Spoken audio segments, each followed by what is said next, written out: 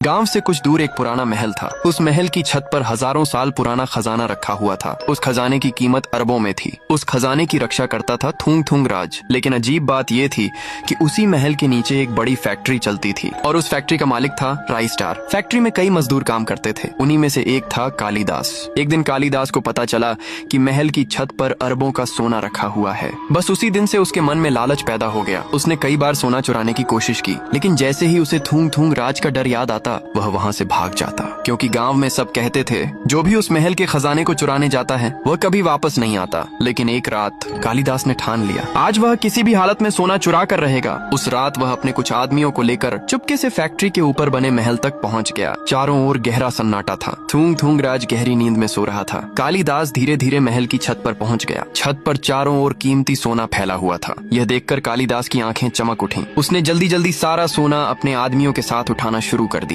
कुछ ही देर में उन्होंने छत पर रखा सारा सोना उठा लिया। फिर वे रात के अंधेरे में वहाँ से भाग गए और उस सोने को एक गुप्त गुफा में छुपा दिया। अगली सुबह जैसे ही थुंग थुंग राज की नींद खुली वह महल की छत पर गया, लेकिन वहाँ का नजारा देखकर वह हैरान रह गया। छत पर रखा सारा सोना गायब था। उसकी आंखें गुस्से से लाल हो गईं। वह जोर से गरजा, राई स्टार, मैं तुझे नहीं छोड़ूंगा। इधर राई स्टार को भी सोना चोरी होने की खबर मिल गई। वह भी हैरान था। उसे समझ नहीं आ रहा था कि इतनी बड़ी चोरी आखिर किसने की। उसी रात थुंग थुंग राज अपनी रहस्यमयी शक्ति से पिछली रात की सच्चाई देखने लगा। कुछ ही पल बाद उसे सच्चाई पता चल गई। उसने गुस्से से कहा, कालिदास, अब तू मुझसे नहीं बचेगा। अब आगे क्या होगा? क्या थुंग थुंग राज कालिदास को पकड़ पाएगा और क्या वह अपना अरबों का सोना वापस ले पाएगा? इस कहानी का पार्ट 2 जल्द आने वाला है।